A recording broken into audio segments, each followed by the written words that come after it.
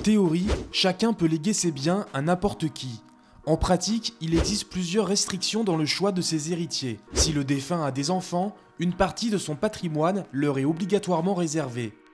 Cette réserve héréditaire correspond à la moitié de l'actif successoral avec un enfant, aux 2/3 avec 2 enfants et aux 3/4 avec 3 enfants et plus. Les petits-enfants ou autres descendants qui viennent en lieu et place d'un enfant se partagent sa quote-part de réserve.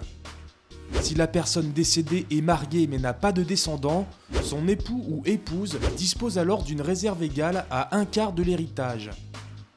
Par ailleurs, le bénéficiaire doit exister au moment du décès ou à minima être conçu. Dans ce dernier cas, le testament n'aura d'effet qu'à compter de la naissance. Dans le cas où une personne naît quelques années après le décès du testateur, elle ne recevra rien. Pour léguer à un mineur, il faut l'accord de son ou de ses représentants légaux, soit le plus souvent ses parents.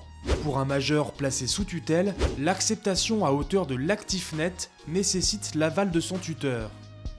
Certaines professions ne sont pas autorisées à recevoir des legs. C'est le cas des professionnels de santé, médecins, pharmaciens, infirmiers, kinésithérapeutes, qui ont assisté le défunt dans le traitement de la maladie qui a provoqué son décès.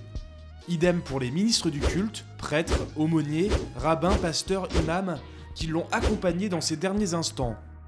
La même interdiction s'applique aux propriétaires, administrateurs et employés des établissements hébergeant des personnes âgées ou handicapées comme les EHPAD, ainsi que les aides à domicile. Ces restrictions visent à protéger un état de faiblesse présumé en raison de la maladie et du handicap. Outre les personnes physiques, il est possible de léguer à des personnes morales. Les associations et fondations reconnues d'utilité publique, les associations d'intérêt général, les associations religieuses et les associations ayant pour but exclusif l'assistance, la bienfaisance, la recherche scientifique ou médicale sont habilitées à recevoir des legs. Les biens et droits transmis seront exonérés sous certaines conditions de droits de succession. Avant de nommer des bénéficiaires dans son testament, il est préférable de prendre conseil auprès d'un notaire qui pourra l'enregistrer au fichier central des dernières volontés.